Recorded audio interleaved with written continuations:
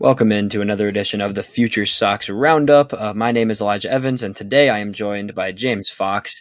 Jeff Cohen is off this week, as James and I are here to talk all things trade deadline. We are going to dive into it. We're not even going to talk about the White Sox on their 16-game losing streak or the minor leagues. None of that is on the docket today. We are going to talk nothing but trade deadline. The trade deadline was earlier today. We're recording this on Tuesday night, and it will come out on Wednesday morning. We're going to go through every trade the White Sox made, what they didn't do, in addition to every prospect that is coming back to the White Sox organization. James, good to talk to you, man. It's always fun to get a show in with you. Hey, dude, what's going on? Yeah, it was like, I guess, like eventful just because, like, I think you're like glued to your phone for weeks, like regardless of whether it's the White Sox or not, you're just like ready for that next deal. You know, I think the Marlins like made a ton. It's like insane. They traded like their whole team. And then just, you know, the simple fact of like Baseball America, like not a single Baseball America top 100 prospect traded. And we always talk about this every year, like how much you're going to improve your system. And then impact like doesn't get traded like in the end. Yeah. Basically. Yeah, no, it was interesting to see. I mean, I think it's just it was a weird deadline. It was an active deadline. Like I was busy on for Just Baseball doing, you know, social media stuff and everything, where I was all day. There was trades coming in. Like I was checking stuff constantly. But like you said, like there wasn't anything crazy. I mean, I think, would you say like Dairon Lorenzo was probably the biggest prospect traded in the Jack Flaherty trade? Like me, I mean, there's a few others, right? I mean, there's the Jazz Chisholm, like Augustine Ramirez was traded. You know, obviously Miguel Vargas is a former top prospect. Miguel Vargas might be the best prospect moved, honestly, at the deadline, which is crazy to say. It was active but weird, I would say. No, I mean, I think you can definitely argue that like Miguel Vargas was the best guy that like a seller got. You know, he's not a prospect anymore, so you know, I feel like it's tough to say, but yeah, no. And I think like looking at the Baseball America list is really important. I feel like most people look at the pipeline list. Those guys do great work. The write-ups are fine, but like that, the list just isn't updated. So you see like the number, whatever, like 3 prospect and 5 prospect and 8 prospect. And like, it's just like not true anymore because the list hasn't been updated, you know? So that happened a lot. I feel like with the Padres trades. Like Dylan Lesko and Robbie Snelling like used to be awesome, but they've really backed up, you know? So like those are still gambles worth taking for those teams, right? But it's not as crazy as it initially looks when you're trading Dylan Lesko for a Jason Adam. Right. I think it can be misconstrued. I still think those were really good deals by both, you know, the Rays and the Marlins to get a lot of the Padres pitching guys. But at the same time, right, like it's not, you see the initial rankings, and that was the biggest thing with the deadline for me. And I tweeted this out yesterday when I was like, can we please like not as fans just see MLB pipeline rankings posted and then immediately react because of that? Like it's the Padres 4th, 7th, and 12th best prospects does not mean it was some massive haul for Jason Adam, right? Like Homer Bush and JD Gonzalez are really nothing. They're back, they're flyers at this point. Dylan Lesko has a ton of talent and arm talent, but has never put it together at the minor league level. So it's like, you know, there was a lot of prospects traded and a lot of deals that went down, but really nothing crazy. And then you look at the White Sox scope and it's like everybody is up in arms right now. And we're going to get into each trade specifically in a second. Like I get why people are frustrated, but at the same time, like the reality is nothing franchise changing was happening without Garrett, Crochet, or Luis Robert getting traded, and clearly the deals weren't there. If the deals were there, there would have been a trade, right? And it's like, yeah, there might have been a decent offer on the table from the Dodgers for Crochet, but given the extension thing with CAA and just in general, like the market wasn't there for those two guys, and I'd rather. The worst case scenario would have been what happened plus forcing a Crochet trade for mediocre return, right? Like I'd rather them just reassess. They both have 2 and 3 years of control in the offseason. You're going to have more teams involved in the negotiation in the offseason. So like I'm frustrated. It's a bummer not to see a great return for Crochet, but if the deal wasn't there, I'm fine with them waiting for the offseason personally. For sure. Like the worst case scenario would have been forcing a Garrett Crochet trade that like didn't make sense, or like trying to attach Andrew Benintendi to him or something crazy like that. You know, that was never going to happen. Look, I think in an ideal world, like the White Sox would have loved to trade both guys and restock your system. Like they would have loved to, but they clearly couldn't. And it didn't really make much sense. So, you know, like one thing you brought up non-White Sox related, just with some of the returns, like when you look at the trade for Yusei Kikuchi, right? Oh my gosh. That was like nuts. Looks crazy initially. But I think when you realize that Houston's farm system is like 28th, 29th, 30th, something like that, like it's just not like it's a lot for Kikuchi. Right. But if the White Sox made that same trade for Fetty, like I feel like I would have been disappointed in the return. And I know a lot of people who like I know people who think that return was better than the Fetty return, but the reality of the situation is like the White Sox don't need 325-year-olds. Like Jake Bloss is the, I think the confusion there is that like Jake Bloss is probably as good as Kikuchi moving forward, right? And that was already the headline piece, and then tacking on two big league ready hitters doesn't really make sense for Houston. But at the same time, like Will Wagner's 26, Joey Loperfito's 25, and Jake Bloss is already going to be about to be a 24-year-old pitcher. So it's like that would have made no sense in my opinion for the White Sox. I'm not saying it wasn't good value, and it did make the Fetty trade look like a little worse value, frankly. But at the same time, like that's not a deal we would have wanted anyways. Well, and like I feel like the White Sox have 5 Jake Blosses already. 100%. 100%. The pitching's not. And that the doesn't. problem. And that doesn't mean that you don't like take another one if it's value. But sure. Like so, the 2 prospects that the White Sox did get from the Dodgers rank where in Houston? 6, 7. Yeah, I think Joel Perez is probably borderline top 5 in Houston system. That's what I mean. So that's like the differences with these systems. Exactly. It's like, that's an important thing to and like remember. you see San Diego do this, right? And they keep their 2 position players at the top because this is like what AJ Preller does. Yep. And he just like trades all this pitching. I think he drafted like 3 more prep pitchers in June. Yep. He'll sign the best. He'll sign the best international prospect again in January.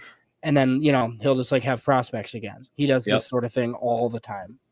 Every time. And he keeps replenishing it. And you saw that. I mean, they traded obviously Thorpe and Iriarte, and then it didn't even hurt them a little bit. Right. So it's like, it was a weird market in general this year. I think it was going to be a weird market no matter what. The relief market blew my mind. And that was just the craziest thing was the relievers that were getting traded and what they were getting traded for. And then the starting market today, and even yesterday and today was like the Kikuchi deal. And then some of the other ones today, like Rogers, like Trevor Rogers, the Orioles ponying up and giving up a Norby. Stowers means nothing to them, but giving up a Norby for, a 5-starter, frankly, right? Like Trevor Rogers, maybe he's a 4, I think, but like, the Orioles, they got both Eflin and Rogers, gave up nobody that's going to hurt them at all. They could have just packaged all those guys and 1 or 2 others and gotten a Crochet or a Flaherty, or not. They probably weren't going to bring back Flaherty, but like a Snell, maybe. I mean, like it was a weird deadline. I feel like everybody, because of the prices, was kind of hesitant to actually trade for the huge name guys. I mean, if the biggest player traded was, Jack Flaherty, or I guess Randy Arozarena or Jazz maybe in the hitting side of things, but like the pitching wise, none of the huge names we were talking about ended up getting moved at all. Yeah, and the Padres went to this method where they have like one of the best bullpens in the league now, right? It's disgusting. Yeah, Jason Adams and Tanner Scott, but and Robert Suarez. Yeah, like, bullpens are fickle though, man. Like those guys could go there and suck and miss the playoffs. Exactly. AJ Preller's fired. It's just kind 100%. of. What do you think? So obviously, we've been talking about Connor Norby for like a year. I feel like because exactly he's supposed to be like maybe the first piece in a Fetty deal or the second or third piece in a Dylan Cease trade, right? And I think the one thing people don't talk about with Connor Norby is just like the very limited defensive value. He's very clearly going to hit and hit soon, but it's like probably below average defense in left or second base.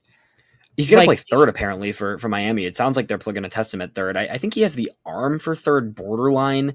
I don't think he's really twitchy enough. I think he's a fine second baseman. Yeah. I think that's the long-term situation for him. He's a fine second baseman. I don't think he makes sense in the outfield. I just don't think for Miami he does either. I think he's probably their long-term second baseman. He's going to hit. He's going to hit for sure. And that's a piece I would like in Chicago. But I'm not looking at Connor Norby and being like, oh, that's going to be a star. I don't really see that at all. If you're the White Sox, would you prefer him to Vargas right now? I don't know. Slightly. It's similar. I think it's close. But I think Perez is a much better second piece than Stowers is. Yes, but there's also question marks. That's the thing. So let's get into this Fetty trade, because this was the first deal, and this was like the one deal that was the big deal per se. The rest of them were really just flipping veterans for singular prospects, right? So for everybody who is watching and knows the trade, right? It was Eric Fetty and Tommy Pham to the Cardinals. Meanwhile, Michael Kopech went to the Dodgers, in addition to Tommy Edman from the Cardinals, and the White Sox get back 3 prospects from the Dodgers. Well, Miguel Vargas is not technically a prospect, but Miguel Vargas, former top 50 prospect, in addition to 2 19-year-olds in Joel Perez and Alexander Albertus. It's a fascinating package. When it came in, it felt light. I think me and James talked about this before we started recording. There was a piece missing. It still feels like there's a piece missing. Miguel Vargas makes sense because he's a league-ready guy. He instantly goes into the White Sox lineup. He's probably the second or third best hitter immediately for the White Sox right now. He has a lot of offensive upside. The position is unclear. He's probably going to DH for now, but at the same time, it makes sense. In addition, you get 2 young hitters to add to the lower levels. The lower levels of the White Sox system is so barren with upside hitters that adding 2 of them was an excellent move, especially Joel Perez, who I'm really high on. I think both of us are pretty high on as a guy who has a lot of power, has already shown that at this point in his career in single A, a good amount of gap-to-gap stuff, can pull the ball a good amount, generally is just an exciting young prospect, but a little bit capped, second baseman probably long-term, not the most defensive value, not the most speed, going to have to hit for some power to be, what we hope he can be. And then Alexander Albertus, who's out for the season with an injury, which is already another kind of big issue there. I mean, him as a third piece feels a little off. But he's, a contact-oriented 19-year-old infielder, probably sticks at shortstop or third. He does seem like he has the arm to play the left side of the infield, but very contact-oriented, minimal power at this point. Has a swing that should generate some pop, and I think he can try and kind of grow into a little more power, but generally more of a disciplined contact type of hitter. Both those two 19-year-olds praised for their plate approach. They both have really good walk rates. Albertus has a really good minimized whiff rate. Both those guys are guys that I think you can dream on and you can put in the system and will become probably top 15 guys for the White Sox. For sure. But you nailed it, right? Like, I think taking the Miguel Vargas chance makes sense because when you're the White Sox, like you're looking for a position player return. We just talked about a bunch of these packages. Teams are more than willing to give up pitching prospects, but nobody's trading hitting prospects. Exactly. So if you need potential like premium bats, right? Bats that are going to make a difference for you. You have to trade for these post-hype like prospect types or 19-year-olds in A-ball. Exactly. And that's like the only chance you have it. Because look, like I mean, even like Connor Norby, like that's not a premium guy. Like it's a regular maybe, right? Or even like Davion De Los Santos, right? Like there's a lot of red flags with that guy, even though he mashes, right? Yeah. So to get premium, it's like, okay, let me gamble on this top 40 prospect that's fallen out of favor with 400 big league at bats, right? The Sox did that. And then the 2 young guys. But there's absolutely a piece missing. I'm very conflicted on this deal because I don't think it's like the disaster that other outlets think that it is. But I definitely can't call it good because I think like just something happened. Like, I don't understand the Kopech part of it.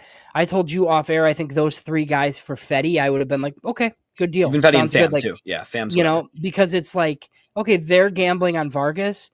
I'm just going to have to, like, trust them and see if they're right? That it's just, like, one of those things. Like, he's got 6 years of control.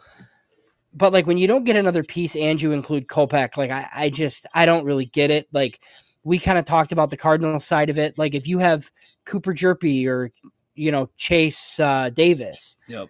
Oh, fine. Then I'd think like the trade is good. Like, and I understand it. I don't know. I feel like Chris gets like fixated on this Dodgers package and didn't really care about like the other ends of the deal. And look, like if they could have spun Michael Kopech off into something better solo, like I feel like they might have done it. I don't think teams are just like taking the worst deal. Like that's like never made sense to me. Like when we sit around and we're like, oh, they could have done better. Like, okay, maybe, but like, I don't think they're like, hey, we have these 2 really good deals. Let's take this bad one. Yeah. But they clearly like made it for a reason.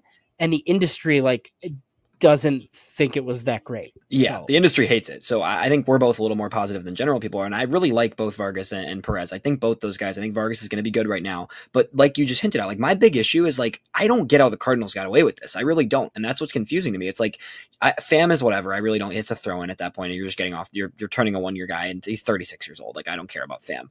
But Eric Fetty for Tommy Edman is crazy. I think Tommy Edman's name carries a lot more than his results. He's a career 720 OPS guy, James, with a good amount of stolen bases and has some defensive versatility, which like, yeah, sure, the Dodgers need a guy that can plug all over the field with their injuries right now, but like you're giving up a below average hitter for a guy, and I get he's a Gold Glover, like I hear you, he's a good player, but like for a guy that's been one of the top 20, 25 starters in baseball this year, and like that's where it doesn't make sense to me. And then the Kopech factor, right? Like I don't think Kopech was going to leave. Like the Sox were getting rid of Kopech in one way or another, but it's like, this reliever market, a guy that throws 101, like I have a hard time believing that like Alexander Albertus is the best piece you get because of Kopech, right? Like if you're equating Perez and Vargas to Fetty, then Albertus is all you're getting for Kopech. Like I just don't. Well, that's where to me it seems like it's Vargas for Fetty. Like it seems like it's a 1-for-1 Vargas for Fetty, and then the 2 guys for Kopech, which But I think I mean that's not bad for Kopech if it's Perez and Alberts is sure, but I don't right. think But you're Fetty's still, quite but with you're, Vargas, but, right? but So then it's you're like, missing a piece on the Fetty side. exactly. Should have So it's gotten like, and another where piece somewhere. and it should have been St. Louis, like you just hinted at. Like, give me one of their 2023 draft picks who's been decently impressive this year. It doesn't even have to be a high end guy like a Chase Davis, right? Like, give me someone like, I mean, just any of their, like, I don't know the Cardinals system well enough, but like, give me one of the Cardinals 5th to 20th rounders from last year that's having a pretty good first professional season and can be something to build on, right? Like, that would feel more appropriate. Yeah. They got the best end of this deal easily, and it feels like they should have been giving one more piece. And I know there's a player to be named later, but that's probably nothing. It's one player short. It's not a terrible return, and I really do like Vargas and Perez particularly. I think they're good players. I think if Perez clicks with his kind of profile, I think you're looking at a 20-homer second baseman with really good on-base skills. And if Vargas clicks, I think you're looking at a guy that'll get on base, a 370 on-base percentage with some, 10, 15 homers and some good all-around hitting, right? Like, that could be a solid return. And we might look back at this in 3 years and Joel Perez is, knocking on the major league door as a top 100 prospect, and we're like, okay, this was a good deal. But it's one piece short, and we both thought that from the start. How funny would it be if Noah Miller's actually the player to be named later and Bob Nightingale had it early and like wasn't supposed to say anything? Bob Nightingale, for everything he says, he tweeted today. Did you see the thing by accident when he tweeted Garrett Crochet of the Chicago White Sox and Jack Flaherty of the Los Angeles Dodgers still gathering interest or whatever, and then 2 hours later he gets traded to the Dodgers. I don't even know if he's clowning or if he just is whatever. But anyways, so if Noah Miller's included, does it change anything? I mean, that's a fourth piece, but it's just a utility profile. He's a defense. He's a defense first infielder. I don't really care about that. And the Sox have a bunch of those guys that should be DFA'd right now. So exactly. So I don't really care about that. Again, I think it made a lower tier Cardinals prospect added into this package would make everyone, and myself included, feel a lot better about this trade. But it's not the worst. These are three pieces that are all going to slot into the top. I mean, both the prospects are going to be top 15 prospects. Vargas is going to be in the regular everyday lineup for the rest of the season. It's okay. And then you come to today, and today there's 3 trades, all 1-for-1s. And the reality is they're all, somewhat of just, veteran dumps, right? Rental dumps. Let's start with the big surprise. Like, did you think there was any chance Eloy was getting traded? Because I had that at about a 1% chance going into today. No, and it's like, it's not a total salary dump because no, it's not. You got a AAA reliever who's probably going to pitch for you. I mean, he was a minor league Rule 5 guy, so like he's not like a prospect, but I mean, on a bad White Sox team, like we're probably going to see that guy, and you get the buyout paid. That's all they wanted. I mean, you get a $3 million buyout on Eloy. Baltimore's going to take the chance and then buy it out. It frees up DH at bats for the White Sox to just like not see Eloy Jimenez anymore. I mean, obviously, like I'm not even sad about it anymore because I'm like numb to it. Like, that's like one of the biggest like disappointments in the history of the franchise, and it's the fault of a lot of people, right? Like maybe Eloy just like doesn't have the body to play professional sports. He just didn't, I thought, but that's a development thing. Come on, man. You can't, I get it. Like it might be on him to a degree, but like you've had this kid in the organization since he was 19 years old. Or 20 and years he still pounds the ball into the ground every day, like every single day. I thought every day. I thought he was going to be like a franchise, like icon. Like me too. All time great. He was, I truly believed 5 years ago that we were going to see a 3-4 combo of Luis Robert and Eloy Jimenez for 10, 15 years. And they were going to both have 300 plus homers in their career. Like that's what it felt like when especially his 2019 season, man, like that season, the way he was hitting, I was like, this dude, whether he plays right field or DH, I never liked the defense, but like, I was like, this dude's going to mash in a White Sox uniform for 10 plus years. And that's just not the reality. It's crazy that this is how it ends for Eloy and for Kopech, Right. It really is. Those two guys being elite prospects. But like you said, getting rid of the buyout first is already a win. Trey McGough has an ERA under 2 and a WHIP under 1 this year in between AA and AAA. He's got 50. I mean, only 21 walks, like 54 innings. Like he's probably could join the bullpen tomorrow and be one of the top 3 arms out there. He'll be your next Tanner Banks, who speaking of crazy bullpen returns. Yeah, for Tanner Banks. So and he's got multiple years of control, but he's 32 years old. Yeah, a little intel on this guy for everyone. William Bergoya is a guy that he is a middle infielder, also 19-year-old left-handed bat, which I like a lot. This guy was, he signed for what, over 2 million out of Venezuela only 2 years ago, right? So he hasn't had the best start to his professional career, but as a 17-year-old, got $2 million from Philly. A clear contact hitter, really low strikeout rate across his first few seasons. A guy that's looks like he could be, a legit shortstop. Maybe he slides over to second, but someone who has played shortstop and looks like he's capable of playing shortstop this season in high A, hitting 295, pretty good contact skills, minimal walks, not a lot of power. Doesn't seem like a guy that's ever going to have a lot of power. He's listed at 5'9", 165, but getting a 19-year-old high class international signing who has really good speed and contact skills for Tanner Banks, James, that's my favorite deal at the deadline by a mile. And obviously, like we talked about pipeline and how their list isn't updated, but when guys get traded, they like slot them in. Right. So the front part of the list isn't updated, but they put these guys at 13, 14, 15 in the White Sox system, like right away. So. Yeah, which is pretty good. I mean, again, if you're adding 3 19-year-olds who are in the top 15 to 20 of your system, like it's not a terrible deadline. I don't think it was a good deadline. I think there was some frustration, but like the guys you actually got back are not bad. I think Bergoya is probably my favorite return in considering what he went for. And then the last piece was, flipping. What was the last piece? What am I forgetting? Paul DeYoung. Am I forgetting? Paul DeYoung, yes, Paul DeYoung from the Royals, minor league reliever. It's fine. It's cool. It's a guy that probably should be pushed a little bit. Like I would send him. Send him to Winston. That's what I said earlier. Gerald Rosado is his name. I was losing track of the name, but a guy that has a 1.85 across 39 innings in single A. He faced Canny 3 times this year and didn't allow a run against Canny all 3 times they faced him. So they got to see him pretty up and close. He's been great all season actually as a bullpen guy. So yeah, he's 22 years old already, but 22-year-old Dominican should go straight to high A probably. I'd send him to Winston, see what he does there. Maybe even get to Birmingham later this season. It's a flyer on a decent relief arm, and that's what you get for Paul DeYoung. And I get he hit 18 homers, but like he's not a good player at this point in his career. Like let's not act like he is, right? Like 18 homers is nice, and the Royals could use some pop in their lineup. He might be all right for them, but like I'll take a decent relief pitcher flyer. It works. Yeah. So they had 3 teenagers that they added to their system, plus Miguel Vargas.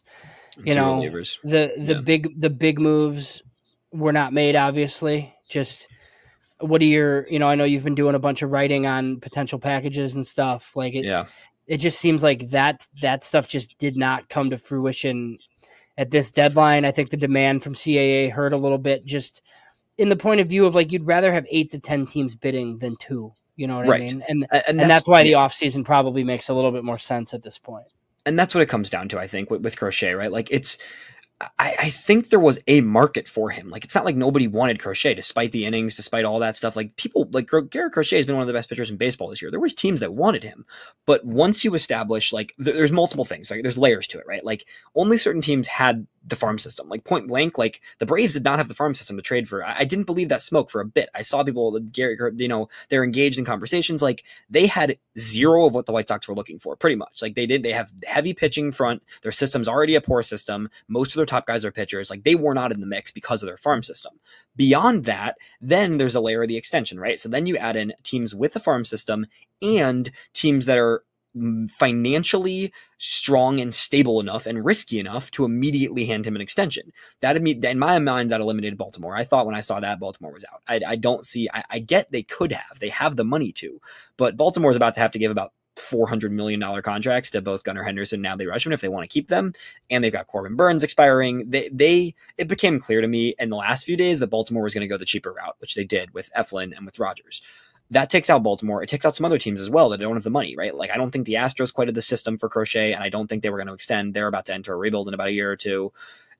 Like, that, in my mind, took it down to the Dodgers, maybe the Phillies, maybe 1 or 2 others, like the Padres, maybe, but again, they weren't going to trade DeVries or Salas, so then that takes them out. So then that takes them out. I think we saw the Red Sox involved late. I actually wouldn't mind the Red Sox. I posted a potential mock for the Red Sox this morning, including headlined by Roman Anthony. I think that would actually made some sense. That would have been phenomenal. That's like one of the best headliners that you can project. And I think I do think one thing that the offseason potentially opens is smaller market clubs being interested in Garrett Crochet, right? Because like if you're the Pittsburgh Pirates this offseason, like after you maybe like sneak into a wild card or just miss right? Yeah, and you have like the prospects to acquire Garrett Crochet to pair with Paul Skeens and Jared Jones, like in the Central, right? Like Milwaukee could potentially do it. Like there's a bunch of small market clubs that could trade for 2 years of Garrett Crochet this offseason that wouldn't have to deal with all this like weird stuff like once he gets to the deadline. But I don't know how you feel about this. Like the one thing that was weird to me is just like the implication that any team would like run him into the ground. Like that just like that doesn't be careful. That doesn't make any sense to me. Like he's not a rental.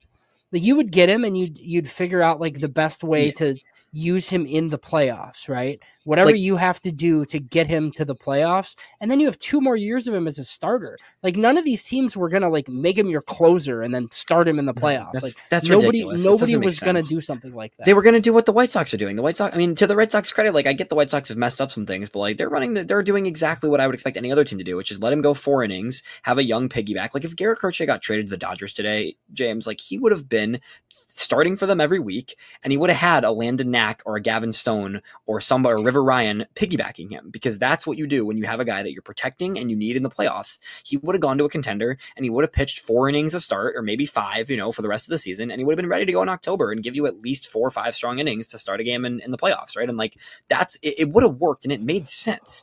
But at the same time, it's like the market was limited. It was already going to be limited before the extension thing, right? Like it was already down to, in my mind, there was really only 4 or 5 teams that can make it happen in the first place. And you were looking at now like max 3-4 teams that were even had a chance after that, the change in the market, right? So it's like you go to the offseason and depending on, obviously this all depends on the playoffs and who makes the playoffs and how far teams go and whatever. But generally speaking, there's probably up to 10 teams I could see making a real run at Crochet in the offseason, right? Like that's a valuable asset. A guy for 2 years, like I get you lose, a third postseason with him on your roster, but there's so many teams for 2 full years of Garrett Crochet that would love to get him into their system, and we'll be offering, we'll have more time to develop trade packages in the offseason as opposed to just on the fly right now with an extension looming. Like that whole, it just became too complicated of a market. An already complicated market just got too complicated. Right. I mean, there's multiple teams in the East, in the NL East, multiple teams in the NL Central, probably multiple teams out West. Like, I think the Cubs make sense for Garrett Crochet.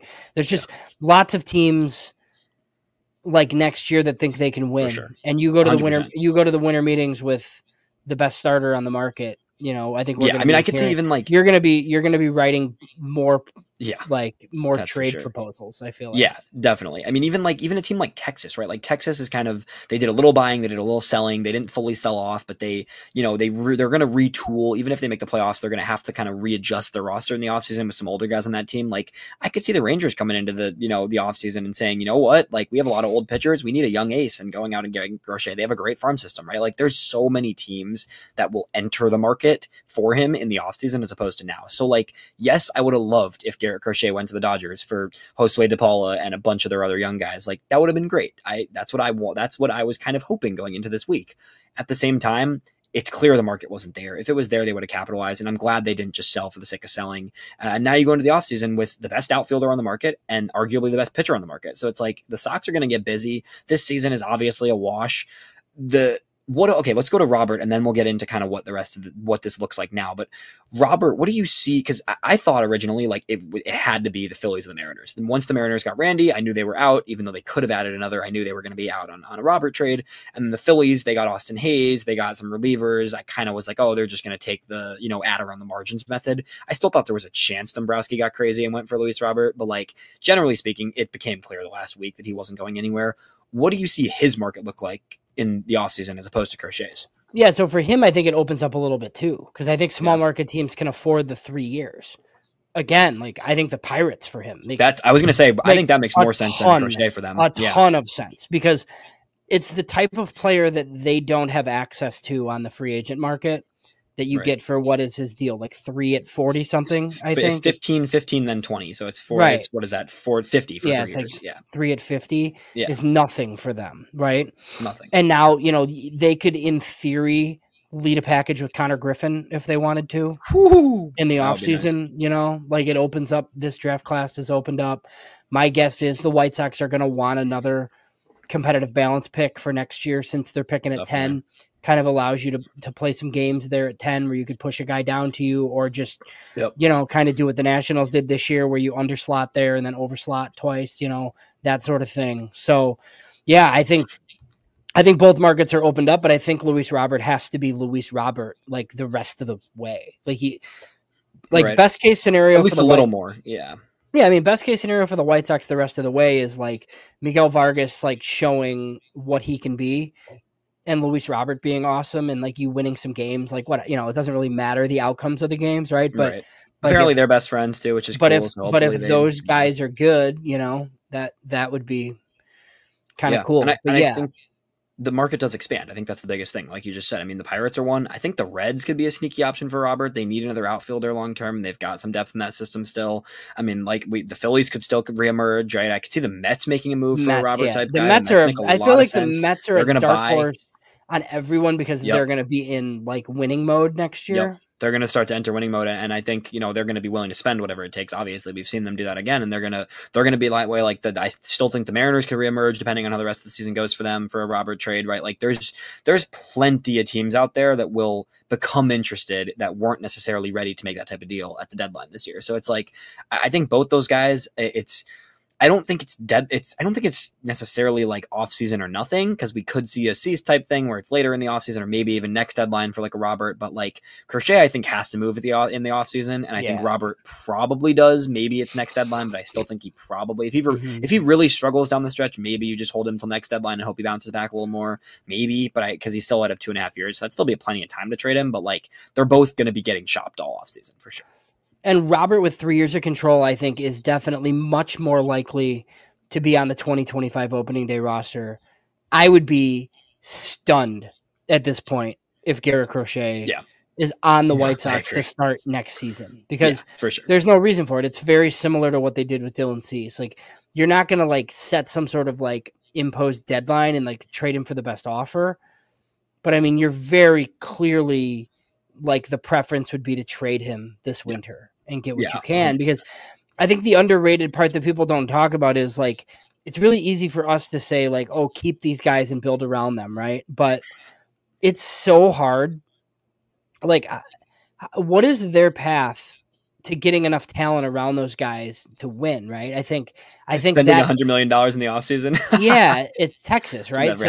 So that path includes the theoretical trade returns that you get for Robert and Crochet. Like you need all of those players, like in order for this to like ever get better. Right. So if you've determined that it's going to be a while and neither one of them will be on your next good team, you got to trade them. It's the way it is. And like we both talked about after the draft, like you drafted Garrett Crochet's replacement. That's the reality of the situation. They leaned into their strength and they took the best player they thought was available because they're really good at developing pitchers, and especially pitchers with the mold of a Hagen Smith, right? So like knowing you've got that guy coming, you have to trade Crochet. This pitching system is very good. Like this is, I was talking with some people this week, and like this is a top 3 to 5 pitching system in baseball right now. The hitting is terrible. Like there's a lot of holes offensively in the farm system. Obviously the major league team, right? Like it goes top down, right? Like there is a lack of hitting depth that got a little better at this deadline and got a little better with the draft. But like you got to take your strength and a guy like Crochet who's not going to sign an extension and turn that into offensive upside that you can, bank on 2 or 3 or 4 guys in that trade, right? Hopefully for the future.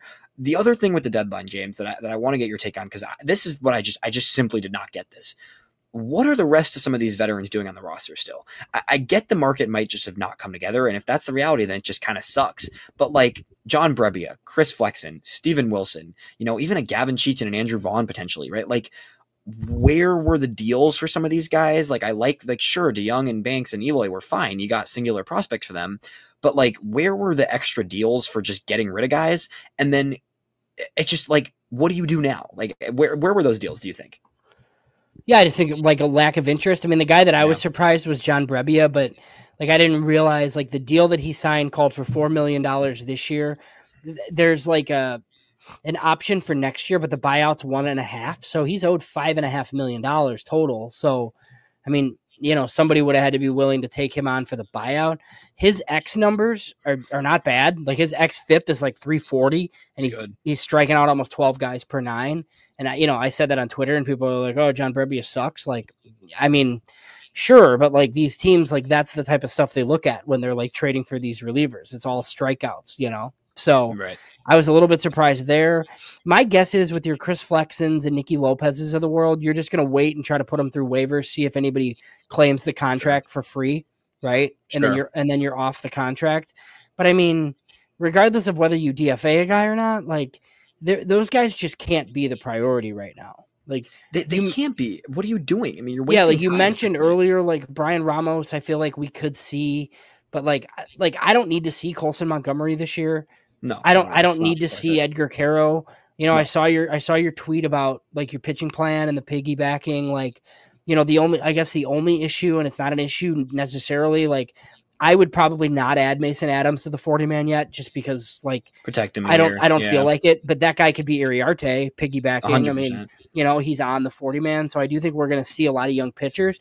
I think it's interesting that Brian Bannister brought up the fact that he really likes the idea of using young pitchers in relief roles to like get their career started. So I think we could see a lot of these guys. And we should, right? Like that should be the priority. Like this year is like, I mean, come on, James. Like we're 20, the team is 27 and 82. Like the entire pitching staff in my mind should be young players. Like what, I don't get how, like if you're not going to trade some of these guys, like they should be DFA'd tomorrow. Like half the roster could be DFA'd tomorrow and it wouldn't make a difference. And then you can at least see the young guys. Like, I mean, at the very least, guys like Flexen, Justin Anderson, Chad Cool. I mean, really, what are we doing? Why are they getting innings still? These are the guys that they brought up. They brought up Tukey Toussaint, right? So like, why? And I think once they decide, like, okay, we're gonna give Kai Busch a start, right? It's easy to just DFA Tukey Toussaint then, or Chad Cool, right, or whoever you're gonna do. I just don't think they're ready. I think they called up guys immediately from Charlotte to cover like a few days. I mean, even Chris Getz was asked a question about the future of Pedro Grifol after 670's report came out today, and he was just kind of like, look, I got to get through tonight. It was not a ringing endorsement for the manager, but it just seems like they have to kind of plan their August and September out here a little bit. And the thing with the pitching that is crazy how deep it's gotten, right, with this organization, because like I like the idea of getting some starters in relief roles. Like Sean Burke, you could put in the bullpen today, and I think he'd be an excellent reliever. Same thing goes for even if Eater's struggling with his command, let him get some bullpen innings at the end of the year, see what happens. He's already on the 40-man. You might as well. I think Busch should get starts. I think even like Nastrini. I think Nastrini obviously has had a really rough year. Put him in the bullpen, give him some piggyback innings and see what happens, and let him work through it at the major league level. But beyond that, right, like there's bullpen guys in the minor leagues that are also pretty dang good. So it's like we cannot, there's just no reason to put innings out there every day for the Justin Andersons, for the Chad Cools, for, when Soroka gets healthy, or Flexen too. Like like those innings need to go elsewhere. And I don't get, if you're not going to move those guys, I get like if it's a few days and you're regrouping, sure. If we're here next week and we're both recording our podcast next week and they haven't DFA'd like 5+ guys, I'm going to be annoyed because I don't get it. Like, let's get Addison Coffey. I don't know, for people that listen to the roundup, you'd heard me and Jeff keep talking about this. Like there's a staple of relievers in both Charlotte and Birmingham. You got in Charlotte, you've got Addison Coffey, you've got Jose Marcusin, you've got Johan Dominguez, who's even been decent. Ellard just came up today. Nice. Trey McGough from, the Eloy trade should get a chance at some point. Those are all just Charlotte guys. Prelander Baroas had a rough season. Still wouldn't mind him being up in Charlotte, right? Or up in September, right? And then you go down to Birmingham even. You've got guys like, AHT, you've got Eric Adler, Andrew Dahlquist has been sneaky really good this year. Jordan Michael's been pretty good this year. Garrett Shanley's been good this year, has some time both in Charlotte and Birmingham, right? Like Tristan Stivers is looking healthy again. Like there's 10 guys you could give some innings in the bullpen at the end of the year in addition to all those top starters, right? So like what I want to see out of the second half more than anything is just a completely gutted pitching staff with every single pitcher being 28 years and under, because there's no reason not to. This is one of the best pitching systems in baseball. I'm sorry for a little bit of the rant here, but like it's just, I don't want to watch half these guys continue to pitch and take innings up. Yeah, no, there's a lot of journeymen for sure. And it seems like, I feel like Steven Wilson is like a little different because he's got like 3 years of contract control. Sure. So I feel like they look at him differently. Brebbia, I'm sure they would love, I feel like, for somebody to claim Brebbia like on waivers. Yeah, and take the buyout. But they very clearly couldn't trade him for anything. So I don't know. It's weird. Yeah, and maybe you bring Brebbia back on the option and hope that he's better so you can trade him next year. But, they're just – some of these pitchers are going to be relievers, man. Like you just exactly. talked about it. They traded for Jared Schuster I think thinking that he was going to be a back end starter, and he's been okay in a bullpen He's role. been all right in a bullpen role. Like, So, he's found a Sean he's got a Burr, role. and I mean, maybe Jake Eater is a 7th inning guy. Who knows? But I mean, maybe Jake Eater is a closer. They're not all all going to be starting. 100%. There are so many pitchers in the system. You got to just start giving some of them innings at the major league level and seeing what happens. Because, if Dominic Leone returns from a rehab and starts pitching again in the bullpen instead of getting DFA'd, I'm going to be really annoyed. Like, we don't need to see that. We just don't need to see that right now. I think it's going to happen eventually. I'm wanting it to happen ASAP, and I still wish there was a few more deals made. On the offensive side of the ball, so obviously Vargas is in the everyday lineup now, right? Like, he's going to be locked in. I think Brooks Baldwin hasn't looked great, but I still think deserves at least, at bats for the rest of the year. It's not like he's not a Colson, right? Like, he's a guy who's had a crazy good season. Just let him ride it out and see what happens at the major league level. Lenyn Sosa, before he got optioned again a few weeks ago, was looking decent. Give him at bats every day. The reason I really wanted, a Vaughn or a Sheets to go is just to open up more at bats more than anything, because I don't think either of those guys are part of the future. Who else do you think from Charlotte makes sense to get some of these innings now post deadline? I think Dominic Fletcher needs to play a lot. Yeah. It feels like you got to find out. Like, you have to see if he's going to be part of this. Is he a fourth outfielder? Is he a corner in a strong side platoon?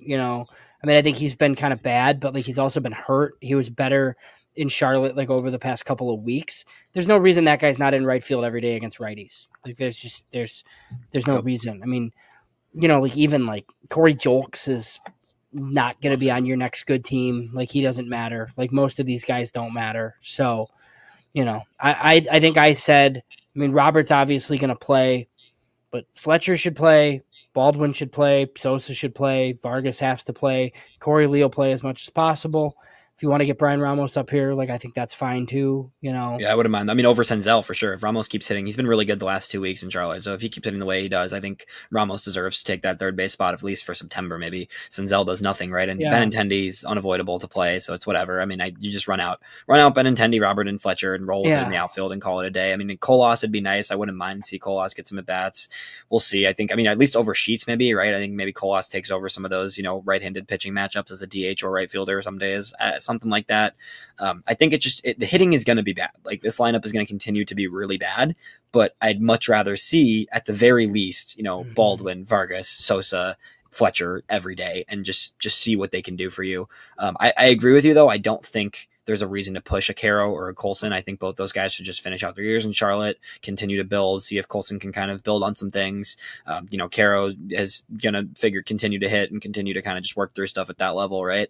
And I think both those guys will be on the roster next year, right? And then you've got a whole new, there's more new players on the way. But I think, in essence, I think the deadline was a tricky market, and Chris Getz did not take advantage of it, but he didn't totally flop on his face like a lot of people are acting, in my opinion.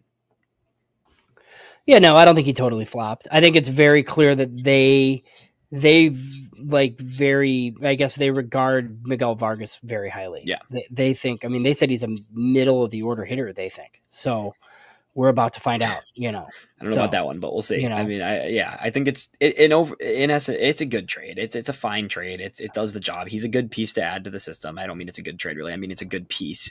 Well, I think I think Jarrell Perez as a second piece is fine, but there's no third piece in the trade. Yes, exactly. That's exactly right. Or maybe even I think Perez might even be the third piece, and there's not a second piece necessarily. Yeah. But it depends how whatever you do, there's a missing second or third piece in there. Yeah. And it's fine. It is what it is. And all the trades today I liked all three of the singular flips today. Those were all good, logical deals, right?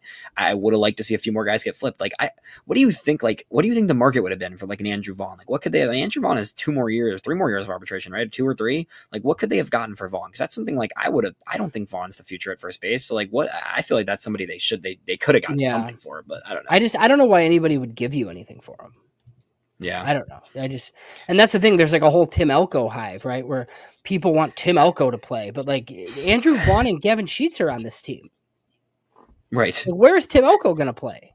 That's why you should. that's why it would have been nice. And I don't even know. And I don't even know if he's good. But people think he's good. So Tim Elko's a great guy, great vibes, definitely a popular character. But at the end of the day, if you're in Double A and you're striking out at a 35% clip, it's kind of how I feel too. Yeah. I mean that's where I'm at with that. So the last thing then before we get off here, so we're gonna start doing top 30, obviously. It's our Yeah. mid-season list, even though it's about to be August, but this is really the only way to do it with the trade deadline and the draft where it is. Yeah, You know, exactly. I think a lot of us kind of thought like, oh, they're going to add all this impact, right? And look, I think 5 draft picks for sure go on the list, and I think you could argue for a 6th. 3 guys from today go on. So look, there's going to be new players on the list. Yeah. But I think with Thorpe coming off, it's like a Smith for Thorpe like swap kind of. I feel like this system's still like middle of the pack probably. I think it's above middle of the pack just because of the pitching depth, but I think it's I don't think it's changed much if that's the way to phrase it. I think it because of Thorpe coming off and Cannon coming off as well, but then Smith going in, draft picks coming in, and these guys going in, like it's 10-ish in baseball is my opinion. I think it might even be a little better. It could be like 8 to 9-ish, I think, but you got to look at like the Marlins got way better, the Rays got way better, the Jays got way better. Like there was a lot of systems that really improved this week that the White Sox didn't as much. So it's like I think it's 10-ish in baseball, and I think again, like when you trade Crochet and Robert, this could be the best system in baseball. But we didn't get that yet. And we didn't get any, there was no, like, especially with Vargas being graduate, not being on the prospect list, like there's no blue chip player added at the deadline. And there was only one added in the draft, right? So like, I like Caleb Bonham a lot. I like Blake Larson a lot, but like Hagen Smith is the only player added in the past 3 weeks that is a legit top end prospect, right?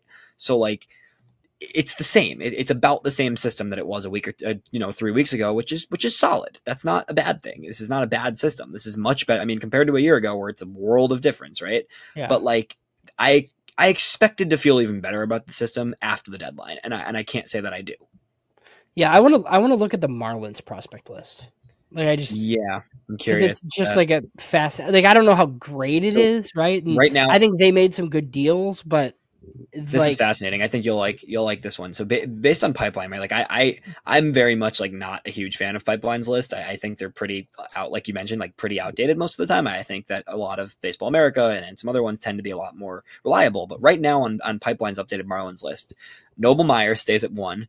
Robbie Snelling slots in at 2. No way. Not over Thomas White. I was about to say Thomas White. Really? I mean, the thing is, you got him. Snelling was the best pitcher in minor league baseball last year. Like, I get it's been ugly this year, but like, he's not even like, on the Baseball America list. I know, which is crazy. I still think he's a top 100 prospect, but I don't know. Maybe not. Maybe he's on. I think he's still a back end top 100. But anyways, it's Meyer, Snelling, Thomas White, Max Meyer, who really shouldn't be in a prospect list anymore, but he is. But he's been up and down. They've been shuttling his innings. But Max Meyer at 4, Connor Norby at 5, Augustin Ramirez at 6, Davis and De Los Santos at 7, Adam Mazur at 8. Yeah. So interesting. So I think if Connor Norby's your 5th best prospect, your system's not that good. Yeah, but like, is Connor Norby that much below the 5th best prospect in the White Sox system, really? I mean, I think he's right around 5 in the White Sox system, hypothetically. Well, with Thorpe graduating, yeah, it's the top 3 is obviously way better than Norby and Colson, Schultz, and Hagen, so right? Schultz, Caro as well too. Caro, I think and Colson. Would Norby be 5 over whoever you would have, Ramos or Grant Taylor or whoever? Jacob Gonzalez. Yeah, he's around that range, I would say. So I think the Marlins system is probably fairly similar to the White Sox. I still think I would take the White Sox system overall over the Marlins because I'm not a huge believer in De Los Santos. I'm also not a huge believer in Mazur, but I still think that, overall that system got a lot better, and it's on par to some degree with the White Sox. Same with, Tampa got way better. I think Tampa had a really good deadline. They realized they were not competing, and they already had a great farm system. And that system, I think you got some moldable pieces there for sure. Brody Hopkins is now 7 for them. Lesko's now 6 for them. There's some other guys they added. Aiden Smith is now 13. Baumeister 14. Like they definitely added some pieces to that system.